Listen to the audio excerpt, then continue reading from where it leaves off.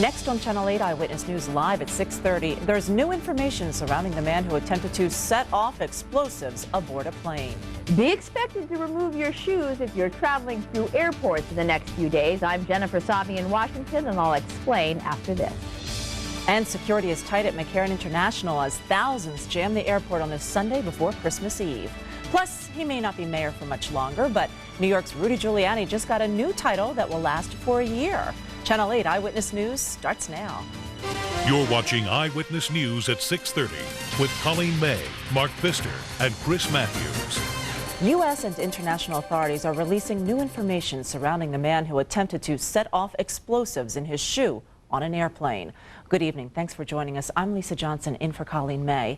The man whose identity is still questionable faces an appearance in court tomorrow. Jennifer Sabi is in Washington with the very latest. Turns out the man who tried to smuggle explosives inside his shoe on that Paris to Miami flight yesterday tried to board the same flight the day before. Now authorities are trying to figure out just how the man made it the next day with a questionable passport and almost no luggage. He was carrying a British passport under a different name, but authorities say the man suspected of trying to blow up American Airlines Flight 63 in midair last night is really 28-year-old Tariq Raja, a citizen of Britain, and tests have confirmed the putty-like substance found inside his shoe was indeed explosives. Security has been tightened at Charles de Gaulle Airport, where Raja had tried to board the same Paris to Miami flight Friday, but then aroused suspicion and was detained. He got by security the next day.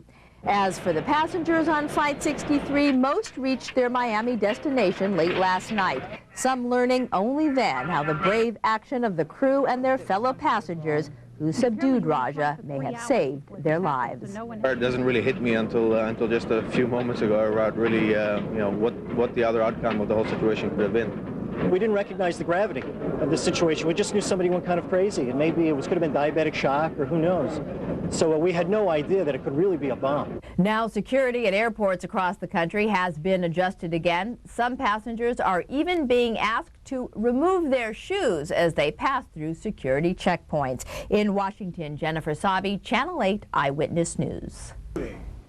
A robbery suspect is recovering after he was shot running from the robbery. It happened at the Big Time Food Mart on Sahara in Decatur about 10 this morning.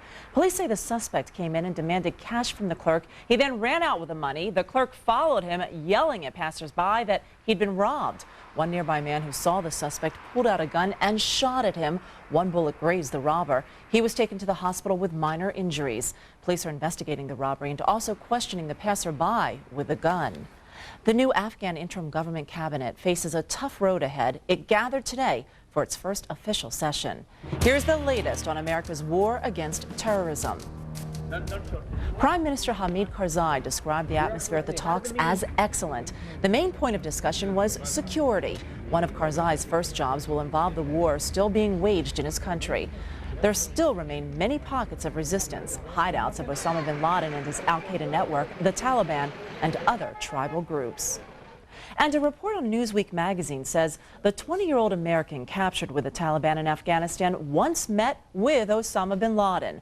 John Walker Lind reportedly met bin Laden while living in a terrorist training camp near Kandahar. The magazine says Lind was given a choice in the months before the September 11th attacks: receive terrorist instruction or fight as an al-Qaeda soldier against the Northern Alliance. A Justice Department official tells Newsweek that Lind chose to fight. Time magazine has announced today their pick for Person of the Year, and it is New York City Mayor Rudy Giuliani. 57-year-old Giuliani has been at the helm of the Big Apple for 2 consecutive terms. He's received international praise for his leadership in the aftermath of the World Trade Center terrorist attack. Reacting to his new title, Mayor Giuliani told supporters he shares the Person of the Year award with all city employees and residents. I want to express my appreciation, not only personal, but for the people of the city of New York, because I believe that I wasn't selected. I believe the people of the city of New York were selected as the people of the year because of the very brave and heroic way in which they responded from the first moment to the worst attack on the United States ever in our history. Time magazine bases the designation on the person who most affected the news of the year. The magazine's editors say they spent hours debating whether to name Osama bin Laden Person of the Year, but they decided that he was, quote, too small of a man to get credit for all that happened in America in the fall of 2001. Time's Person of the Year issue hits newsstands tomorrow. We asked several Valley residents what they thought about Rudy Giuliani being chosen Person of the Year. Overall, Valley residents said Giuliani is a great choice. I think that's great. I think he was a great mayor, brilliant, very supportive, real hero himself. He's been as good as anyone has been. He's very well spoken. And certainly when the 911 came up, he was just fantastic with the people of New York. Giuliani withdrew from the New York Senate race after being diagnosed with cancer. Giuliani says goodbye to City Hall next month. Well, we told you about heightened security, and crowded ticket counters and security checkpoints have things moving at a snail's pace at airports across the country. And McCarran International Airport is among the busiest. Channel 8 Eyewitness News is live. Yetta Gibson joins us now with the very latest. Hey, Yetta. Hey, Lisa. The airport, as usual, is expected to be very busy tonight. And most passengers we talk to say although the incident did not happen here, it still makes them feel scared. Despite Saturday's close call on a plane headed to Miami from Paris, things are still moving smoothly at McCarran International. Tonight, Sunday night, is typically our busiest night during the week, and as a result of that, because of the heavy holiday travel, our long-term garage close in is full. Passengers like Shelley Dietrich say the threat served as a vivid reminder of the September 11th attacks and how the idea of flying will never be the same. Well, my husband, he wears steel-toed shoes, and before all this happened, I mean, he could just walk right through the metal detector, and now I think you need to search everything. Now, McCarran officials tell us that checking shoes is something that security has been doing for quite some time. Will it happen more often now that this incident has happened? I'll tell you tonight at 11. Yetta Gibson, Channel 8 Eyewitness News. Yetta, thank you very much for that report. Well, Mark Pfister's out tonight. Kevin Janison is substituting for Mark, and we just saw how airline passengers are having some problems in the skies, but Santa should have the all clear, huh, Kevin? No, we should have a good tailwind. Again, Mr. Claus and all the reindeer down here pretty quickly. That breeze is expected to pick up later tonight. Nothing too rough, just enough to keep the air clean as people get their Christmas Eve day started tomorrow. Let's begin with real-time neighborhood weather. One of our 40 neighborhood weather stations up near Camino El Dorado and Ann Road. It's 46 degrees there. It's also 46 down near Wigwam and the Green Valley Parkway at Bartlett Elementary. Elsewhere in neighborhoods across town, 48 near Eastern and Charleston, 45 in Summerlin, and it's 49 in North Las Vegas. Outside the valley, 23 on the mountain, 41 in Overton, and Pahrump checks in at 47. We'll check back with more neighborhood weather. We'll also talk about the forecast for tonight, the holiday, in fact, the next 7 days. All of that just a couple of minutes away. Lisa? All right, Kevin, thanks a lot. Sure. It's been a significant day for churchgoers on this Sunday before Christmas. Coming up, many Valley residents turn out for a traditional pre-Christmas religious celebration. Plus, find out why leaving holiday shopping until after Christmas could pay off for procrastinating shoppers. And some members of the Utah and USC football team spread some holiday cheer at a local hospital. Dave McCann has the story as the Las Vegas Bowl draws closer. You're watching Channel 8 Eyewitness News with Colleen May, Mark Pfister's weather forecast, and sports with Chris Matthews.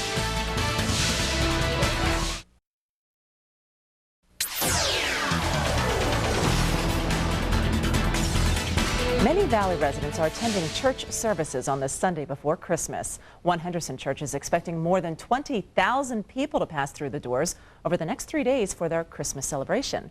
Channel 8 Eyewitness News is live. Eric Levine joins us with a story. Good evening, Eric. Well, good evening, Lisa. We're here at the Central Christian Church, and that is not an exaggeration. They expect 20,000 plus people over 7 different services. And with all that's happened in the world this year, we spoke to some churchgoers and found out that the attitude is a little bit different.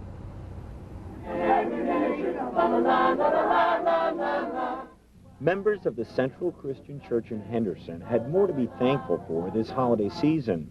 The events of September 11th, the war in Afghanistan, and the layoffs in the valley seem to have made people more appreciative. We see what else is going on in the world, and it makes us all understand that, you know, most people don't have it as well as we do. I think it's helped bond us all together, and I know it's helped bond myself, my wife Karen, and the rest of my family, and I know we've always loved the Lord, but it really does put him in the forefront for all of us. This wasn't like a pleasure trip meandering down. Church pastor Gene Apple says he's glad to see an increased spirit in religion amongst family and friends.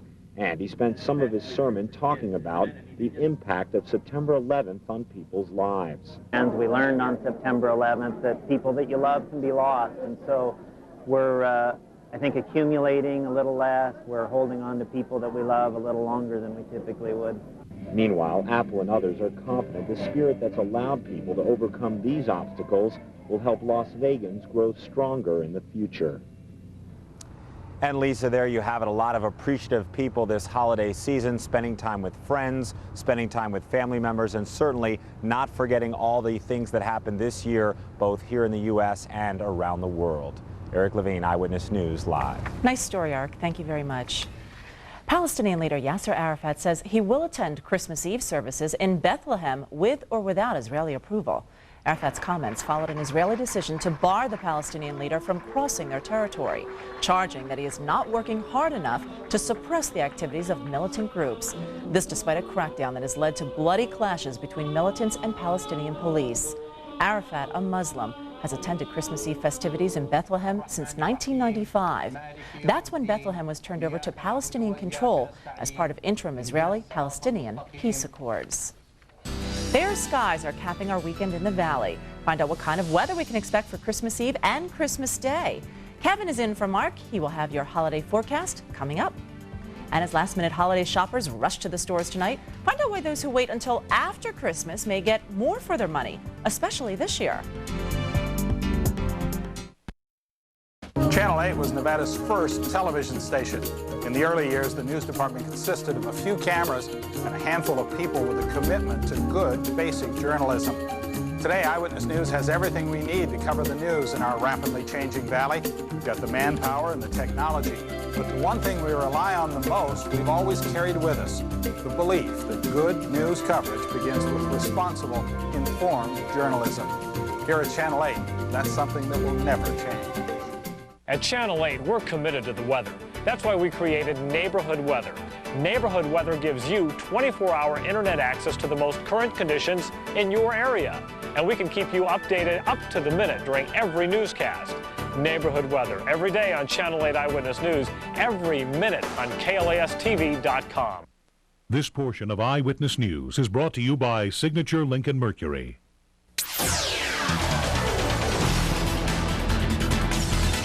The malls opened early this morning, expecting a rush of last-minute shoppers, but the crowds haven't been as large as retailers had hoped. This weekend is traditionally the busiest shopping weekend of the year. Thousands are crowding the malls to check off the final names on their shopping list. But sales have been sluggish compared to last year because of the layoffs and the slow economy. This could translate into big sales after Christmas as stores try to get rid of their overstock and make some last quarter cash. Retailers are still hoping more people will make it in before Christmas Day. What do they have, like one day? All the malls in the Valley have extended hours. Most are open until 10 tonight. Many individual stores are open late as well. Well, for some last-minute shopping tips, get out there, as well as holiday cooking and safety tips, you can log onto our website, KLAS-TV.com. Just click on the word holiday at the top of your screen. I think usually the Forum Shops is open till midnight on Christmas Eve. Yeah, it's sort of an annual tradition to go there and see who's been really the lackadaisical and going and doing their last second shopping. It's always a fun story to do, too. I got all mine done a little early this year. Good for you. You know, this is the longest stretch between Thanksgiving and Christmas in like 30-some-odd years, so there was no excuse. No excuse. None whatsoever. Let's look outside. We have a pleasant evening in progress. The Las Vegas Valley is sparkling. A little breeze picking up, so we should have some pretty clean air tomorrow. We'll begin with real-time neighborhood weather. First stop up in Summerlin at Palo Verde High School, 44 degrees. There's the breeze now to the north at 10 miles per hour, bouncing around. Near Charleston and Hollywood, it's 49. Not quite as much wind, and it hasn't shifted to the north over there, but it will next few moments almost. Eastern and St. Rose Parkway, south end of town, coming in at 46. And near DI and the Beltway, it is 45 degrees and calm for the moment. But we do expect those breezes to pick up later on. Peak wind gusts now getting over 20 miles per hour northeast part of the valley. Summerlin had a gust to 23. North Las Vegas was with a gust to 28. Pahrump has recently had a gust to 32. Mount Charleston to 27. All of these within the last hour. Searchlight had a gust of wind to 33 miles per hour. High temperatures today. You know, these numbers aren't that bad, but the problem was it's cloudy, breezy at times, so it felt a little cooler. Anywhere from 49, 54 near Cheyenne and Las Vegas Boulevard. A couple of 55s on the west side of the valley. Outside the valley, 34 on the mountain, 58 at the lake. Also down in Laughlin, and it was snowing in Pioche. Their high 33 degrees. At McCarran today, the top temperature was 51. That's 5 shy of normal. The morning low, thanks to the clouds, only bottomed out at 39. And around the west today, lots of cold air to talk about. Salt Lake topped out at 25. 41 in Moab. The Grand Canyon, after a low of 5, had a high of 30, and downtown L.A. with a high of 63. Some rain along the Atlantic coast. Snow. If you saw that Packers game earlier, you saw all the snow in Green Bay. That's now moving across Lake Michigan to Michigan, and some heavy snow there. A little closer to home, a couple of sprinkles picked up on our radar, mainly to the east and south of the Las Vegas Valley. Not a whole lot of moisture here, so if we get a couple of drops, that would even be a surprise for the remainder of tonight, because this system is moving out pretty quickly. In its wake, another system moving in, approaching the California coast.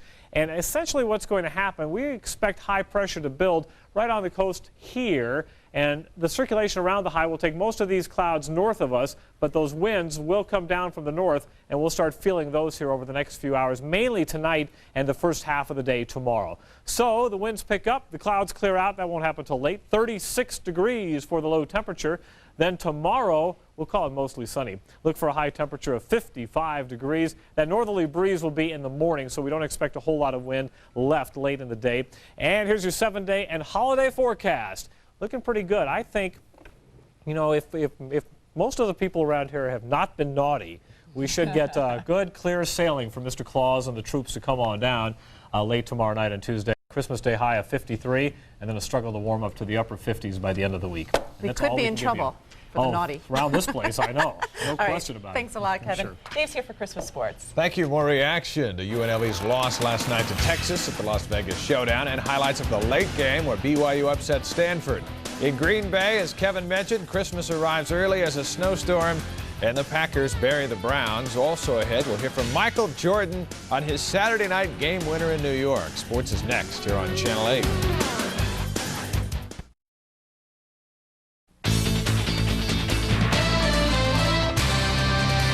It's beginning to look a lot like Christmas in Green Bay, Wisconsin. Packers and Browns in the snow at Lambeau Field, the frozen tundra. Nobody plays better in the cold than Brett Favre. Here he finds Bubba Franks for a touchdown. Then just a few minutes later, Favre goes looking for Franks again. It's 13-0 Green Bay. The Packers in the storm refuse to let up. Just before halftime, Tyrone Williams picks off Tim Couch, and he takes it all the way for a touchdown. Packers clinch a playoff berth 30-7. They stay within a game of the first place Bears. Bears trying to stay ahead of Green Bay and within striking distance of the Rams for the NFC's best record. How about that fake field goal? Brian Urlacher scores the touchdown.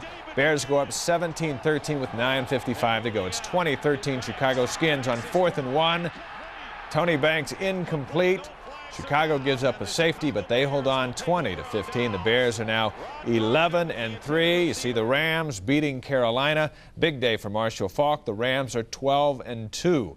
Giants stay alive in the playoff chase, and they eliminate the Seahawks. Tampa Bay all over New Orleans. The Bucs have a one-game lead for the final wild card spot in the NFC. Baltimore staying alive in the wild card chase in the AFC. Pittsburgh clinches a first-round bye. They're playing great. Atlanta's a winner. Kansas City beats San Diego. Jacksonville and Arizona get victories, and it's in the second quarter now in Indianapolis, and the Jets are up 10-7 in that one. The Las Vegas Bowl kicks off Christmas Day at Sam Boyd Stadium, and a few members from both the USC and Utah football teams spent part of their Sunday morning visiting young patients at Sunrise Hospital. Now, this little gal's getting a Trojan hat, but as you see, apparently she's a UNLV fan. The players toured the hospital and delivered gifts and a whole lot of smiles for the youngster right here. Well, he or she's going to have to grow into her memorabilia. And how about this moment? High fives around the room. The two teams are having a pep rally tonight at Fremont Street, and we'll have it covered for you at 11. In other football news, BYU star running back Luke Staley will leave school early and enter the NFL draft. Staley was voted the nation's top running back after rushing for over 1,500 yards and scoring 28 touchdowns.